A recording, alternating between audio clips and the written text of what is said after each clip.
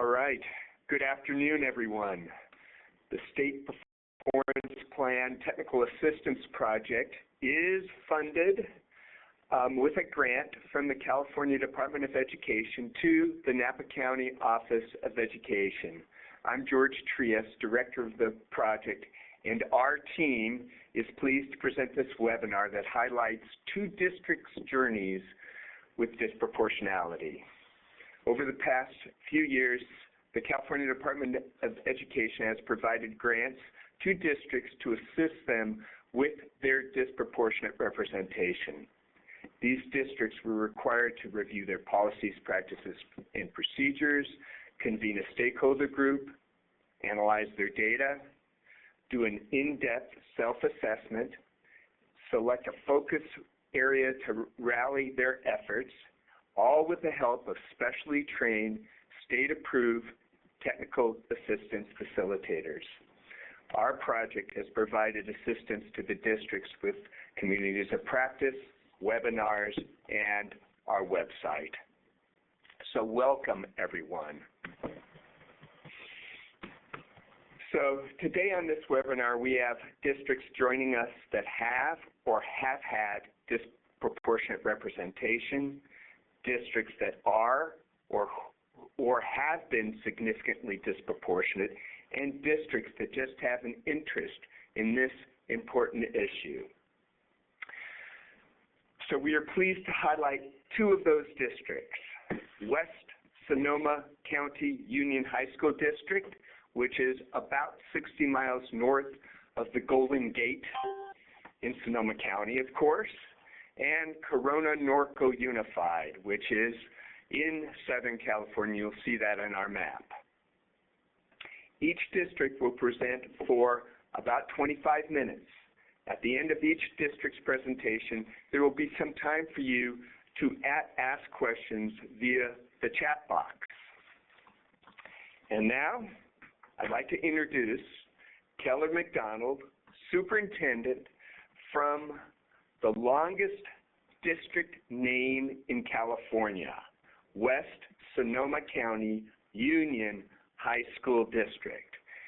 So Keller, press *6 and you're on.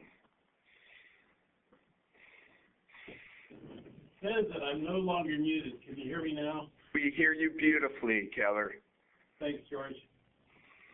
Well, this is a big day in West Sonoma County Union High School District. It's graduation day, and I just stepped back to my office from the morning graduation of our continuation high school.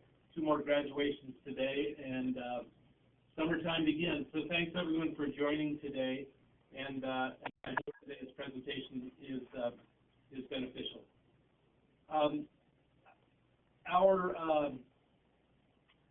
Our story is one that impacts a small rural high school district, and we have 10 partner elementary districts. So our experiences may have some similarities for union or unified school districts, but certainly applies to districts that are impacted and work with neighboring districts. And that's really one of the unique challenges for our high school district. We have high schools only. We serve about 2,200 students in a very large geographical area.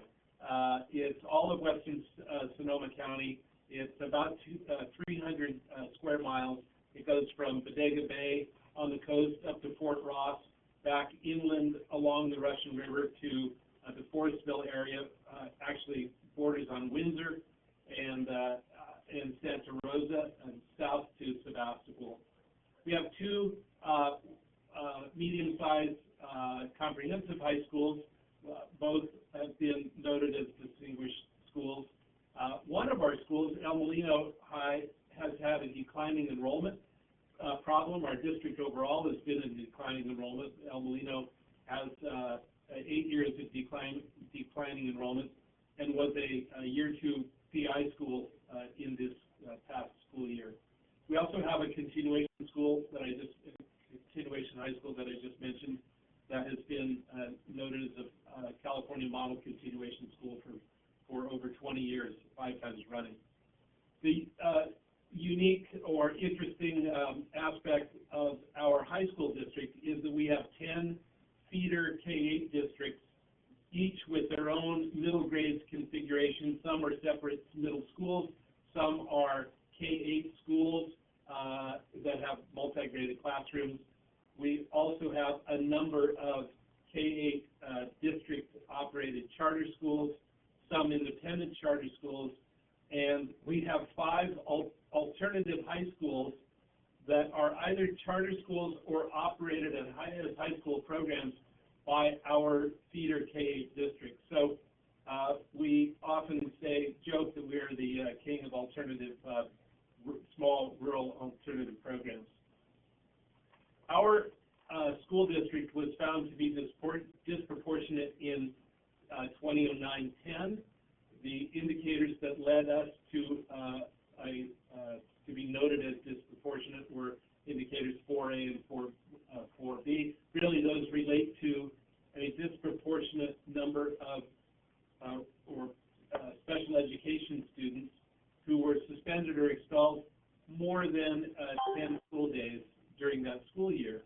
And that triggered, that was a huge eye-opener for us. We had not anticipated that, nor had we paid much attention, frankly, to examining disproportionality.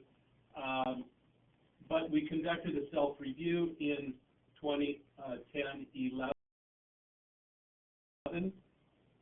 and did an extensive file review of all of our expelled students and all of those expelled students who were special needs students.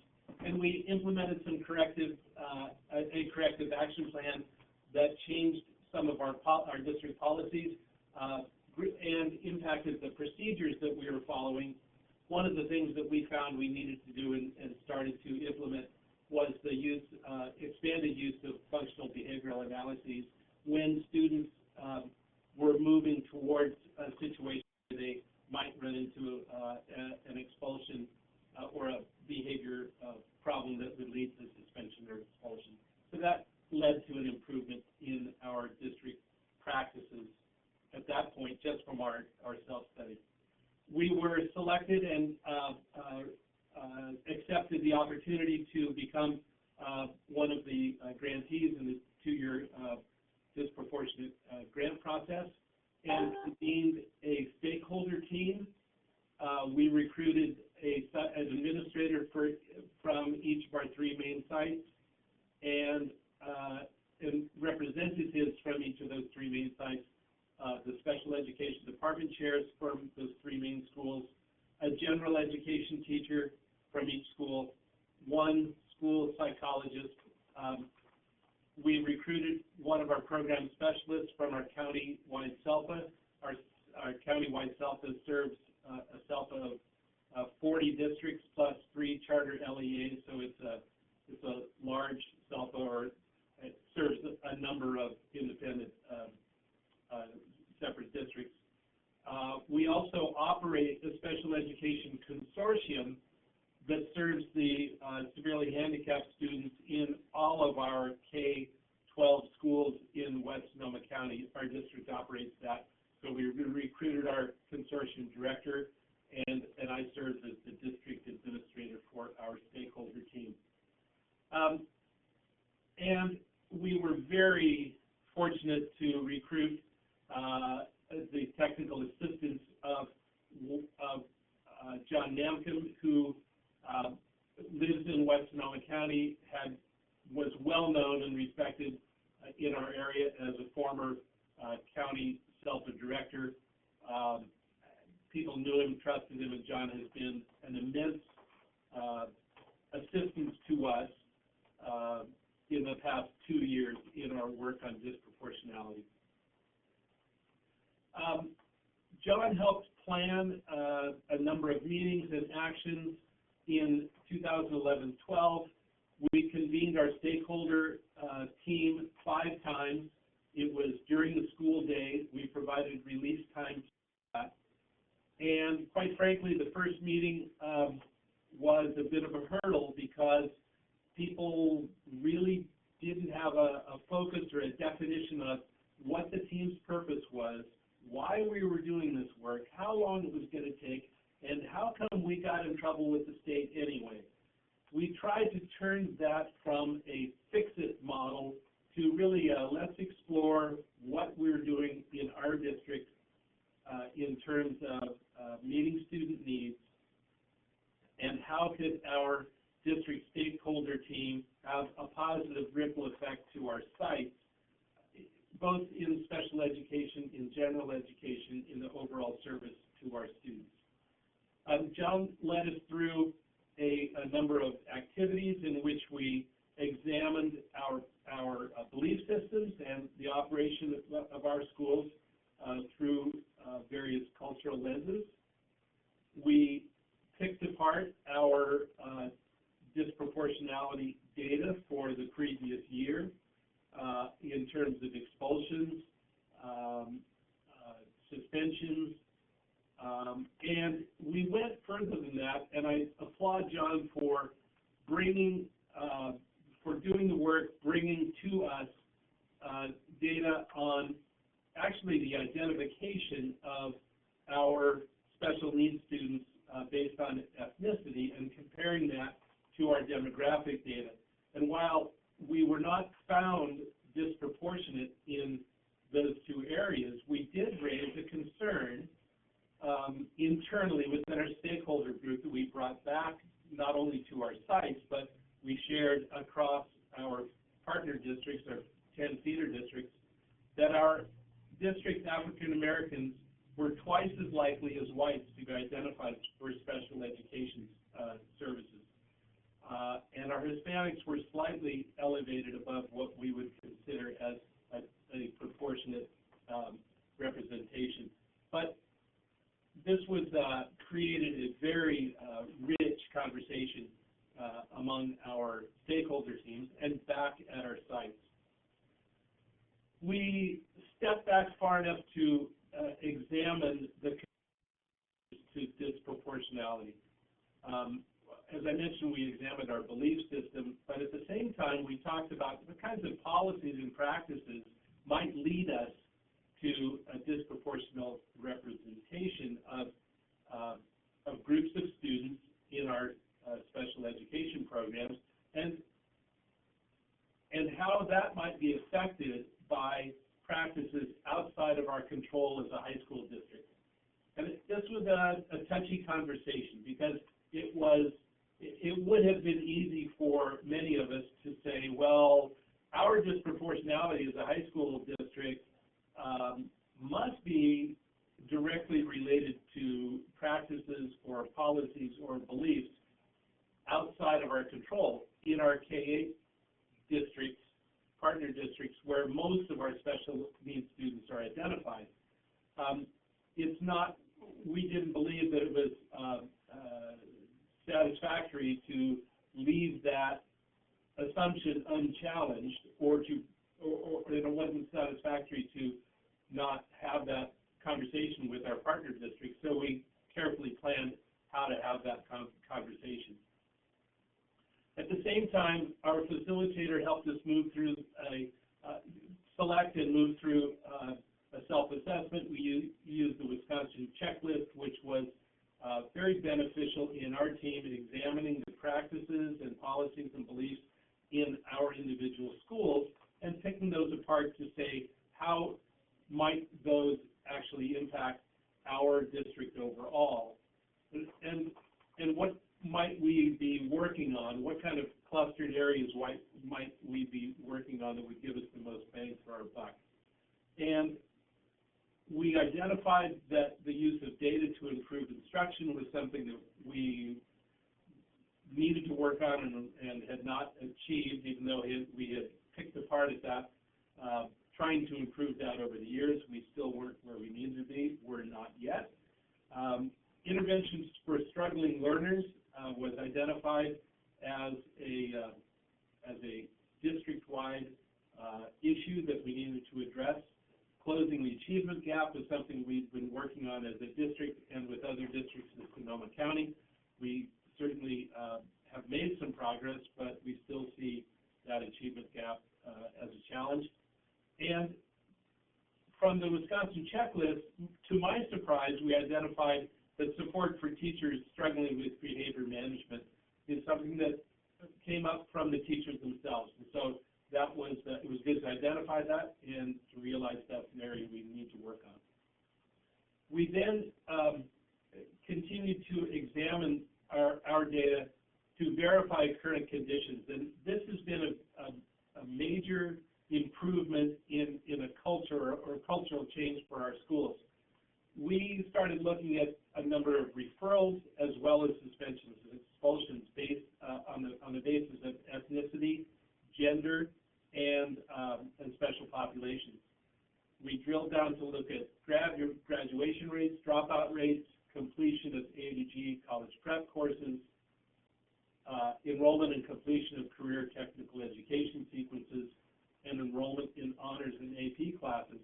And a number of us, frankly, were concerned that that these data might tell us more than we really were ready to accept, and we were worried about perhaps that the outcomes of this work in our district would mean, would show us some gaps that we needed to address.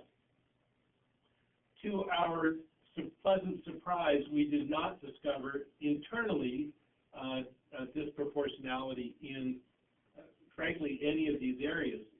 And that made it, I think, easier for us to incorporate an ongoing system and a commitment to continuing to examine our disproportionality in a number of these areas, in all of these areas, from year to year.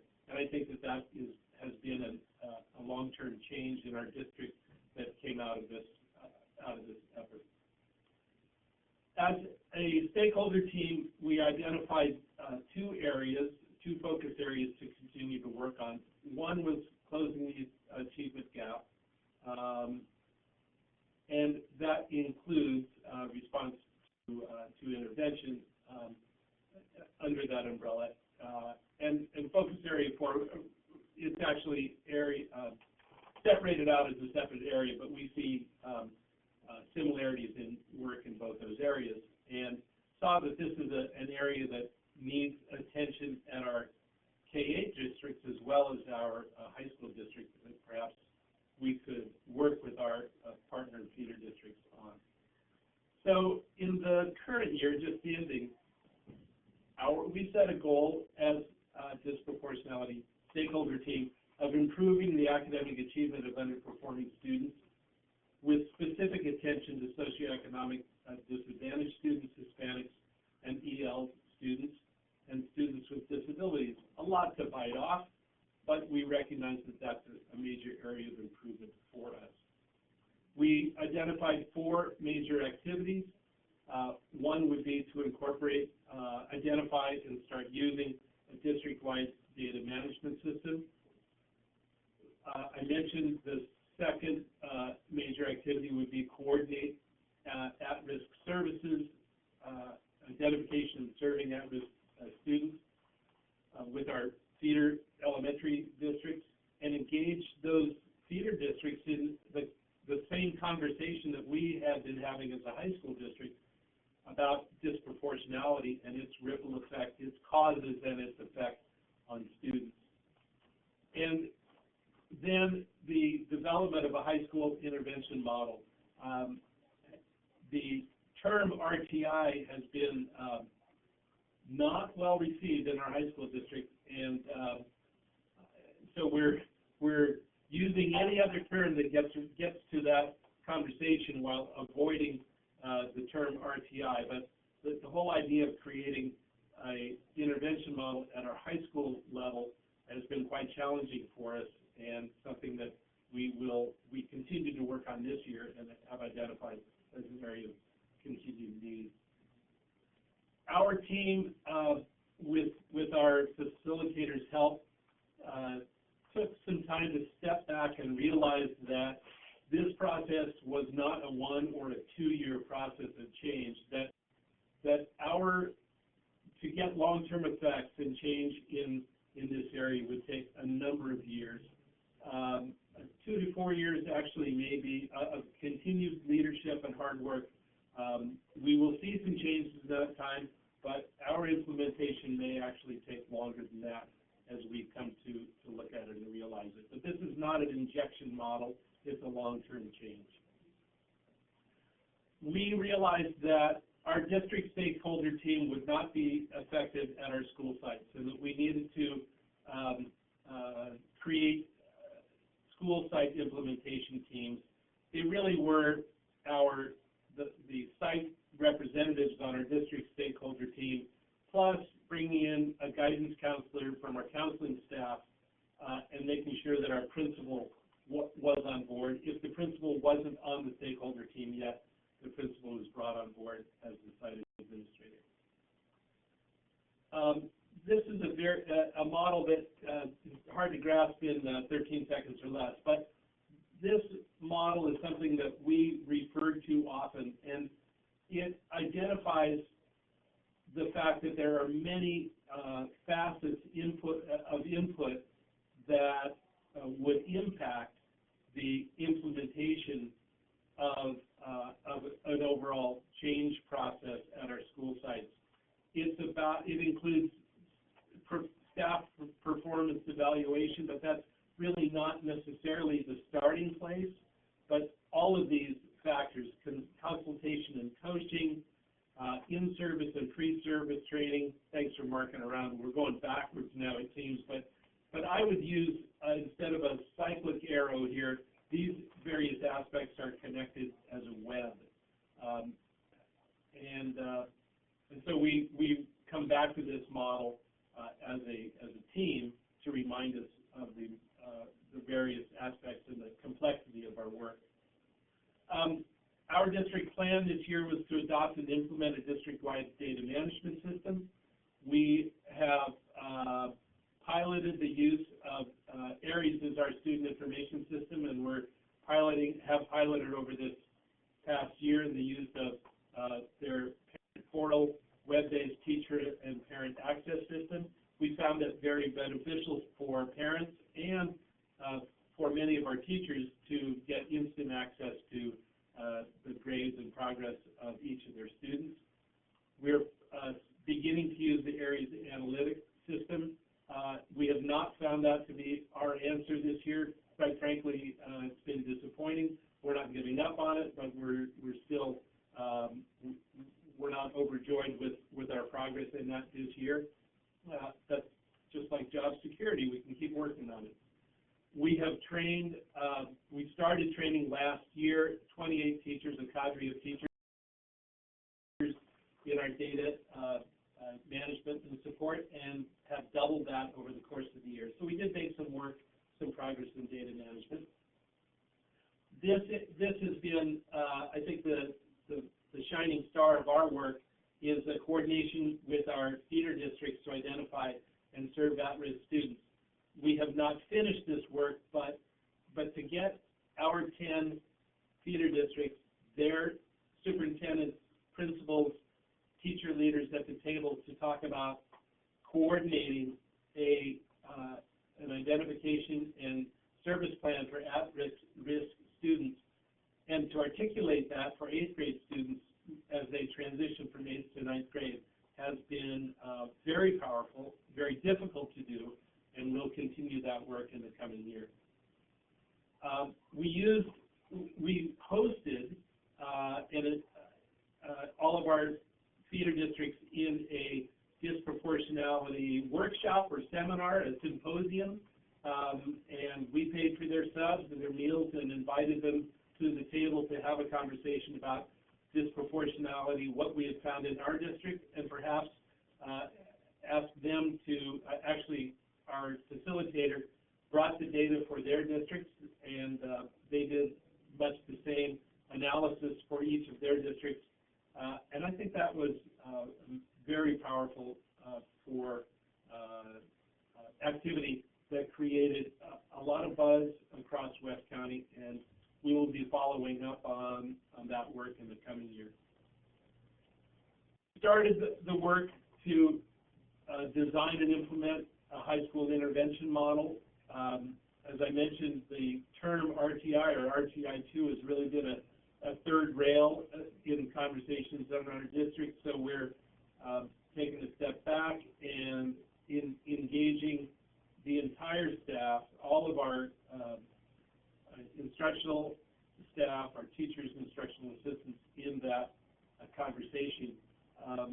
We had our WASC action plans created at the beginning, dovetailed with this disproportionality work, and so we are bringing together professional development in this area. We've dovetailed with our Common Core state standards and smarter balanced work that we've started to do. We're actually think that this is a great area. If the governor actually funds the Common Core implementation funds in this coming year, that this is going to help move us along significantly. Our goals for the next year, which probably starts tomorrow since today's graduation, is to continue to build or build on the culture that we have created in examining our discipline, our participation in various programs, and our performance data for disproportionality in our high schools. At the same time, to expand collaboration with our feeder schools. We have moved light years ahead of where we were 2 years in this conversation with our feeder schools. We have commitment to a staff development day in examining our Common Core curriculum instruction and assessment in mathematics.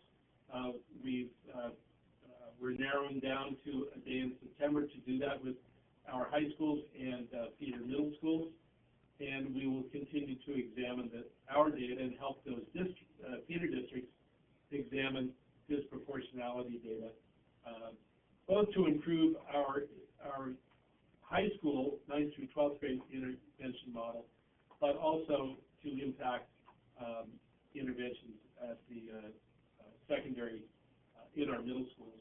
And then lastly, our district stakeholder team, we're hoping to continue to work to bring John Napa, our facilitator, on board for next year with the district contract to continue his work with the stakeholder team in coaching and cheerleading and supporting and monitoring this work, because we found it very, very beneficial.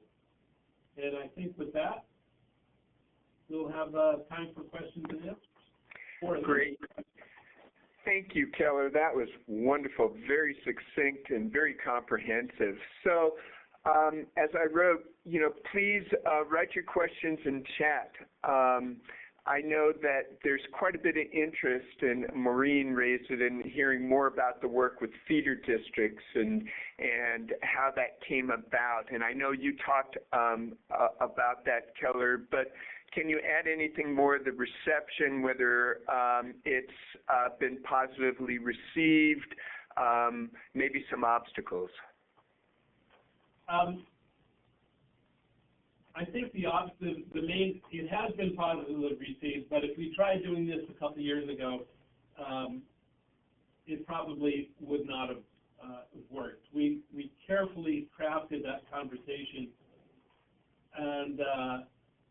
and recruited a couple new superintendents to our West County partner districts who identified this need in their district and expressed a willingness to engage in the conversation with our high school district and with colleagues across our geographical area. And I think that was the key, was getting the buy-in from a number of, numerically was not a critical mass, but it was the support of some influential superintendents and leaders in our feeder districts that made a difference. The other difference, I think, that quite frankly was the fact that we were able to share the resources that we had through the grant and host that disproportionality symposium and present it in such a way as to be as non-threatening as possible and non-judgmental incremental as possible, focusing not on what was broken with our school districts, but what we could do to support student achievement and to better serve all students in our West Sonoma County. And I think that was seen as a positive and was the beginning of some continued work.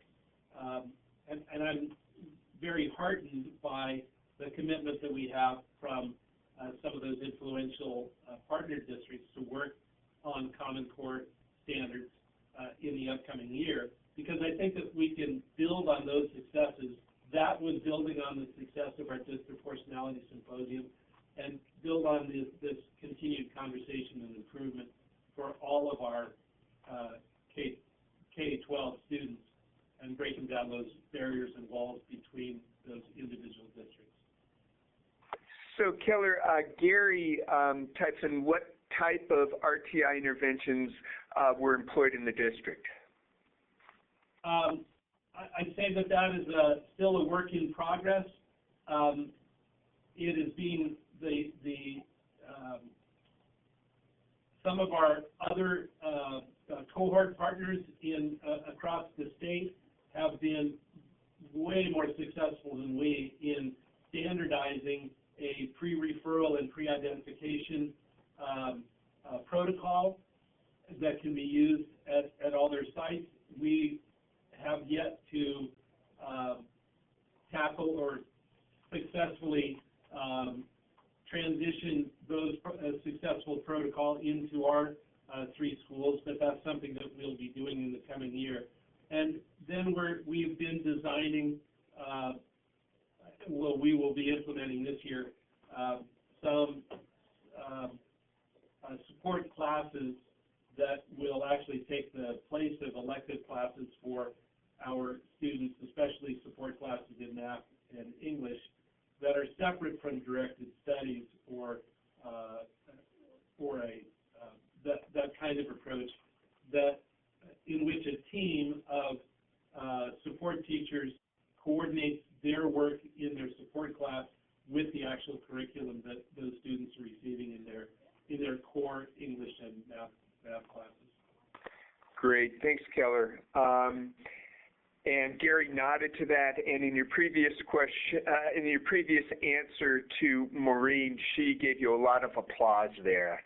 And our last question, I think Lisa's got her hand up, and so I'm going to ask Lisa to press *6 and ask your question.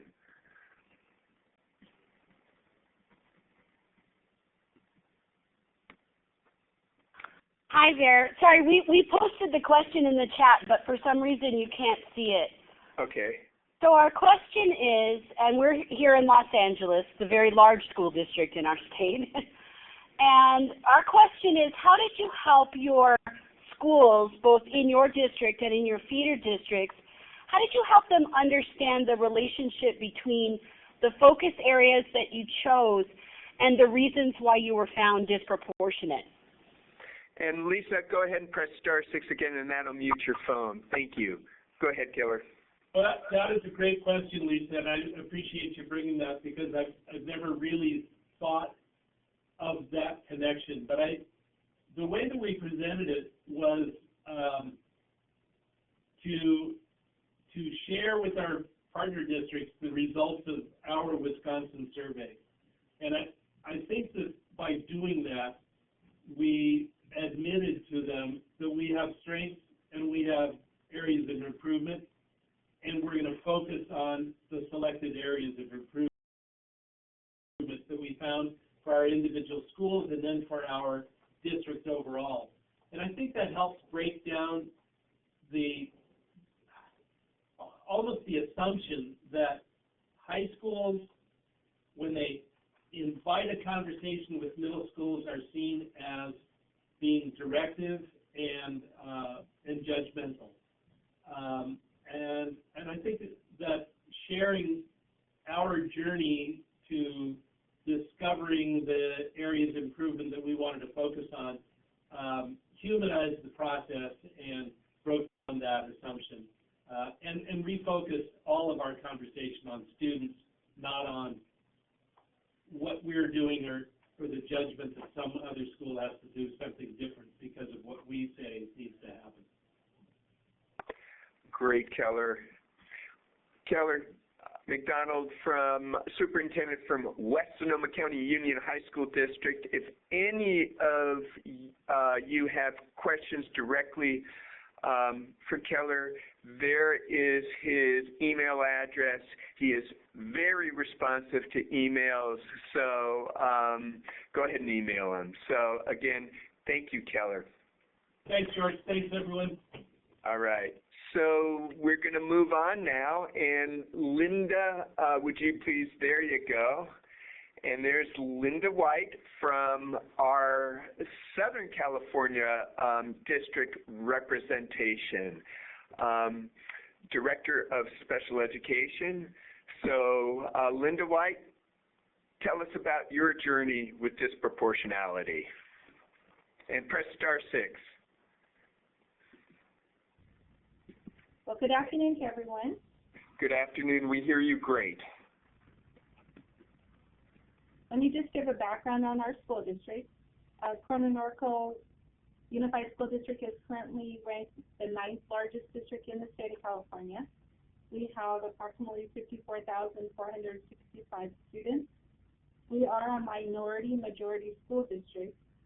Our number of employees is approximately 4,600. We have a graduation rate right now of 91% and an attendance rate of 97%, a poverty rate of 42%, and we have 55 languages spoken in our school district at the current time. In our special education department, we have our early intervention services for our birth to age 3. We serve our solely low incidence disability babies, and that is in-home programs until they reach the age of 2, and then we have a center-based and home program combination for the little ones. When the children reach the age of 3, we have preschool programs at 4 regional sites in our district. We have 29 elementary schools, 2 K-8 academies, 8 middle schools, 5 comprehensive high schools, 3 alternative high schools, and one adult education facility. That's 49 different sites. But I have to say that in listening to our first presentation, I think that I just have to remark about, big congratulations on working with 10 feeder school districts to a union high school district. One thing that Corona-Norco doesn't have to worry about that hurdle, because we are a single district SELPA.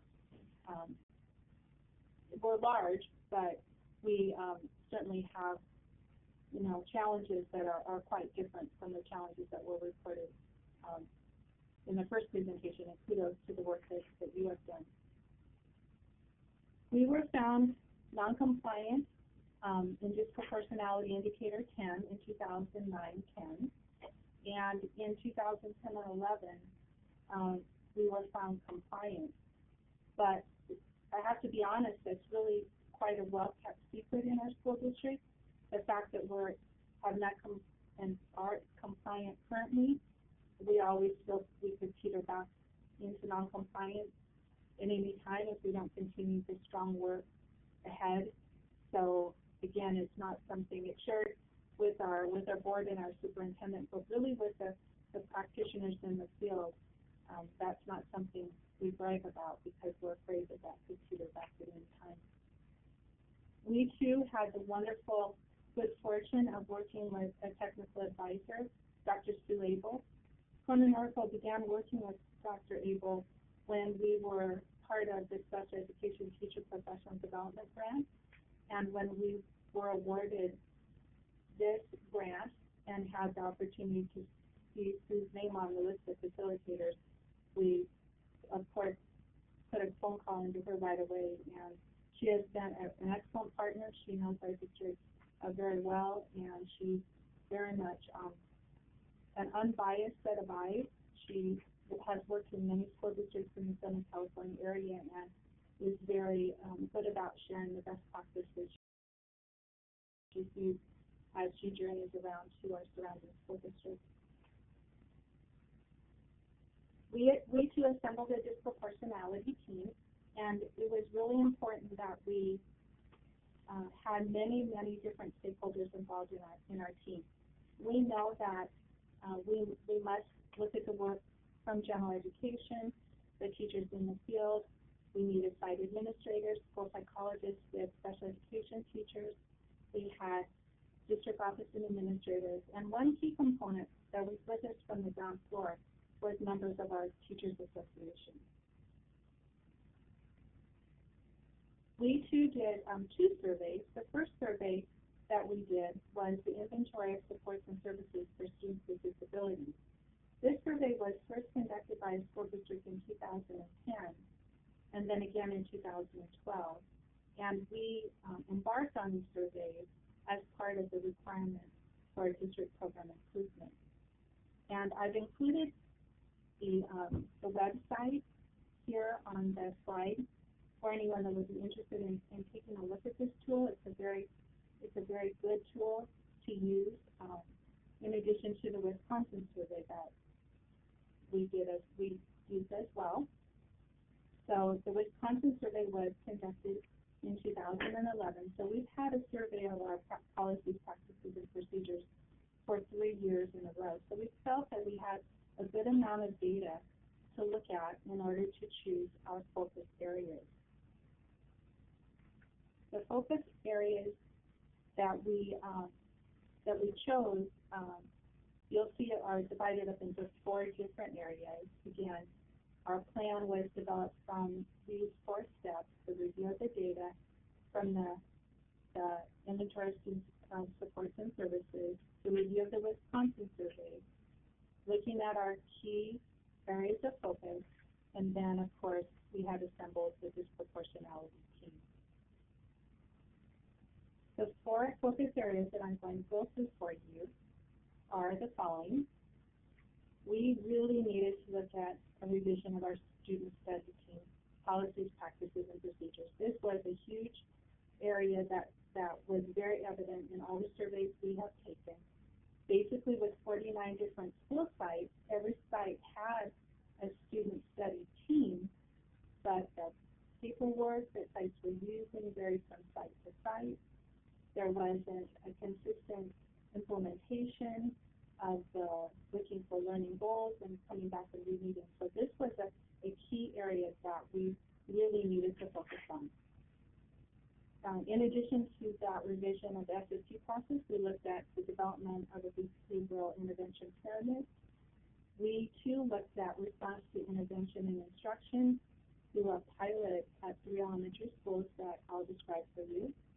And we looked at what training did we need to provide for our school psychologists, and specifically we looked at the cross-battery assessment method.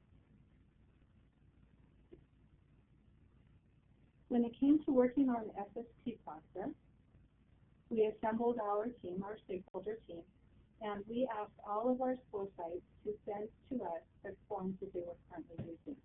And we literally did an old-fashioned cut and paste. We looked at the forms, we looked to see what we thought was important information to include on SST forms, and we took those forms out to the field. The members of the team used those at their school sites for a very limited in size pilot process. And finally, we got to the point where we had to say, okay, we're not going to just keep revising the forms. We need to settle down, stop the wordsmithing, and actually get some forms that we would all agree upon would be utilized for 1 year within our school district. When we embarked in the revision of this SST policies, practices, and procedures, excuse me, we knew that special education was leading the charge, if you say, with this revision of a practice that really belongs in general education. But our department, the special education department, was the one that was found disproportionate. So we were very frank with everyone from the beginning to say that the special education department would be leading, but then we would be fading back, and we would be having our general education counterparts take the lead. So Dr. Suebo has been working with Mike Illich, our Director of Student Services, and once we were able to complete the revision process and the trainings that I will talk about, special education has moved back, and general education is taking the torch while we're going through this implementation phase this school year. One of the real key successes, we believe, in rolling out a system-wide change at 49 school sites was to have our superintendent be the one that was really spearheading the change. Dr. Kent Beckler, our superintendent last school year, was key in having this change introduced at a leadership team meeting of all management in the school district. And that was in February of 2012. And then last school year in March of 2012, all of our 49 school sites sent representatives, a team of 3 to 5 teachers, could be school psychologists, counselors, and at least one site administrator, to require training on the SST policies, practices, and procedures. It was very important that not only was our superintendent highly involved from the beginning, but also all members of cabinet, because at the end of last school year, Dr. Becker was retired, but the momentum didn't at all shift into any low gears, because our Deputy Superintendent, Dr. Michael Lynn, took over as superintendent, because we all know that we can ask for change and we can direct change, but having change be implemented is another whole struggle. So in July of this school year, we had the full implementation of the SST changes, and at the same time we had a change in our leadership with our Teachers Association. So once again, it was really important to be able to show to our Teachers Association that they had had a voice in this change throughout the process. Dr. Suebo worked with Mike Illich in February, and they held refresher training for school sites. And so we really have found that the school sites have really gotten on board with the change and have had some really good results as far as many fewer parent requests for assessment, and the teachers are now learning to really write and develop learning goals. And when the students have met those learning goals through the SST process, really scheduling the time to celebrate the success of the students. When we looked at our academic needs through the SST process, another area that we felt we needed to spend time, and this continues and will continue to be an area of growth and need for our school district, is looking at the behavioral needs of our students. We have found for our high school students that were put on behavior contracts a very high success rate of the students completing those contracts, being very successful, and being able to stay at their comprehensive high schools. And we took that practice to our elementary and intermediate schools, and we developed behavior contracts that those sites can use and are encouraged to use with their students. We also developed a student interview form where we would be able to really determine what are the antecedent behaviors that were triggering these students' disruptive behaviors in classrooms. We know that when students are struggling academically, many times they'd much rather be excused or kicked out of class than to let their peers know that they do not know how to do the coursework. So we needed to really sit down with the students and develop a guide for our school personnel to really talk with the students, try to figure out what is the root cause of these behaviors. To change a behavior, we need to know what the cause of the behavior is. And we really found in our site administrators would agree with us that many times we're really good at dishing out the punishment, but not really working on changing the behavior. So we needed to give more tools in this area, and it still will be a continued area of work for our school district. In the area of response to instruction and intervention, we too are really slowly going down the pathway of RTI squared in our school district. What we did with the help of Sue Abel is we identified 3 elementary school sites that had an exceedingly high number of parent referrals for assessment. And we chose those to be our pilot schools. They have some unique demographic similarities in those schools, and also staffing similarities. We were fortunate that both of the school sites have 2 full-time resource specialists that are fully credentialed general education and special education, and that their caseload numbers were not maxed out, and so we had room for those on those caseloads for those specialists to be able to see students in an at-risk setting. So we developed a process by which Dr. Abel and I met with the principal, the SST coordinators, and the teachers at the school site, and we were able to train them in these key components: the DIBELS assessment, writing learning goals as part of the SST process, and a sound spelling cards training. Now, if you haven't heard of sound spelling cards, they're a key component within the Hope Mifflin language arts adoption, and what it is a combination of phonemes instruction, visual representation of sounds, citric phonics spelling, generalizations that bridge the gap between spoken and printed language. And we have used that within special education as a learning strategy, and now it is really taken off in the general education setting as well. So those were the key components that we've worked with those 3 schools, and our work is really just about 9 months old. So what we've seen so far in the data is that the parent referrals have been cut by more than half. But more importantly, the students are getting the help they need at a much more immediate stage, and so their feeling of success is better, and people are taking the time at those school sites to celebrate the success that the students are achieving. The 3 sites revised their single plan for student achievement in order to use this RTI model and be able to pull the students when specified into the special education setting for very targeted instruction. So the 4th area was using the work of Dr. Sami Ortiz and the cross-battery assessment method to make sure that we're really looking at language acquisition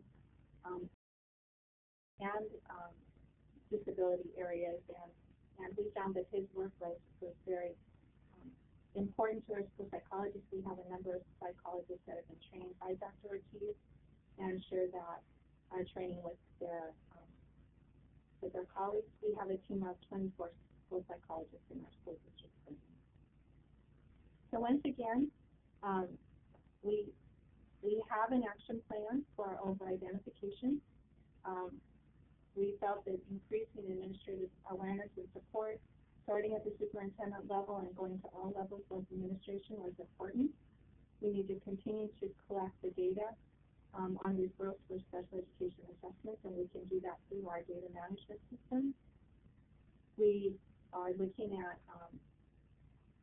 broadening our pre-referral intervention services for students, and then of course we needed to really train the school site SST team.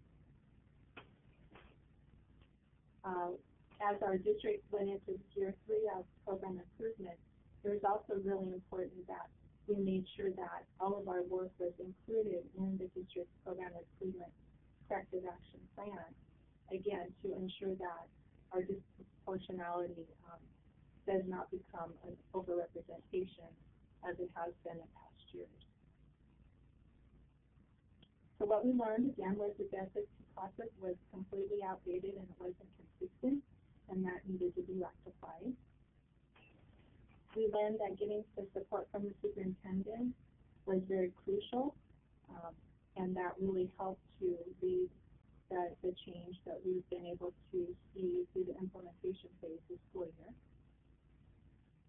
We really learned that having very diverse members of our disproportionality team was important. The team, the work created friendships from people that didn't work together on a daily basis, and it also brought lots of perspective to the work and to really looking at root causes. And then we also learned, of course, as I said, that the inclusion of the Teachers Association was extremely beneficial.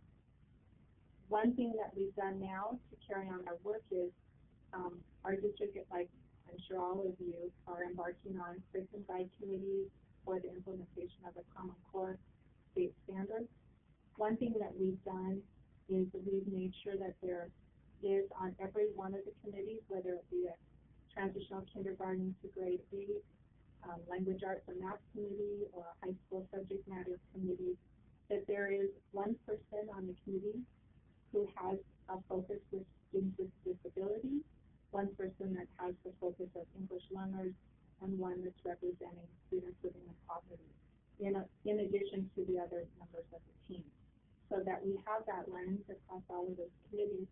Our hope is that when we build our curriculum guides, we will embed the supports and services for those really important subgroups right into the curriculum guide, so the teachers have those resources right in the initial document.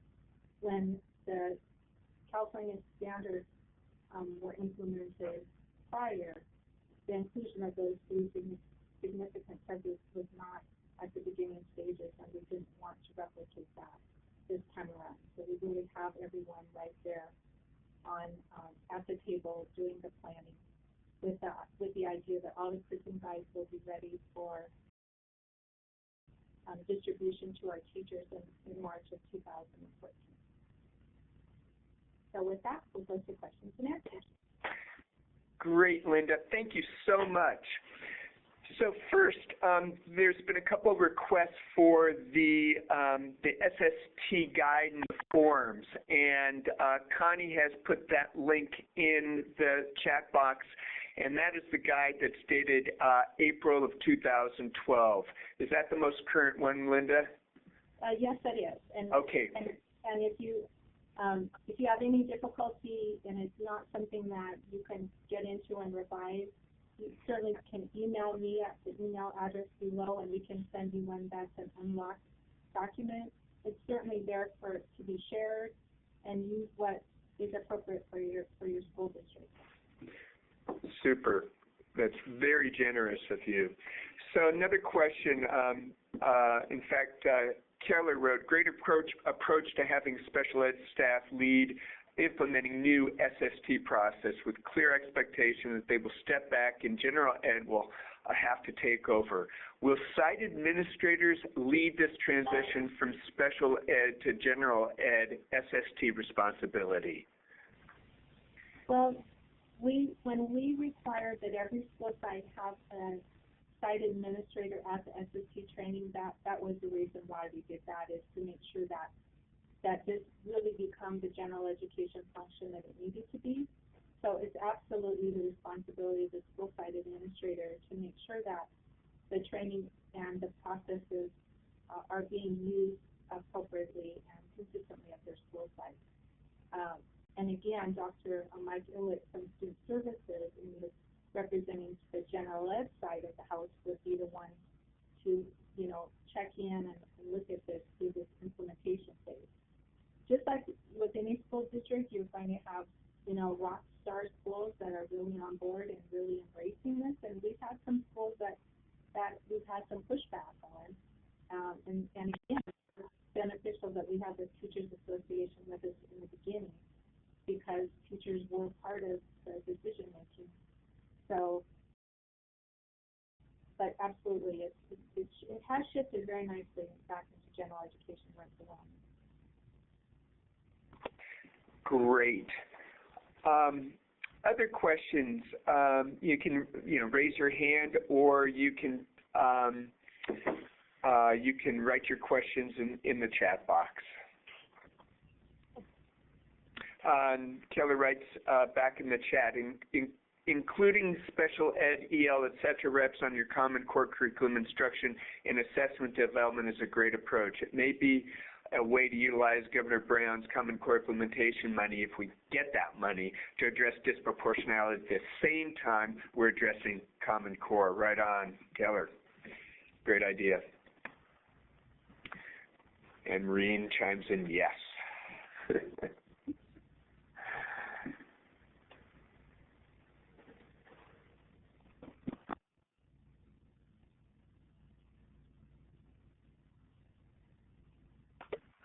Okay, I'll give a few more, give another half minute for people to, write in their questions or raise your hand.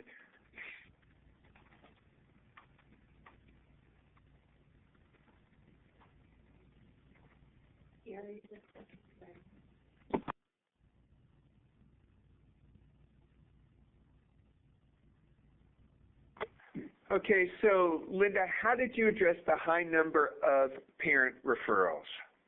Well, I think one of the things that we did is, I don't know about at your schools, but sometimes in our schools, the parent referrals seem to be a little bit encouraged by a teacher.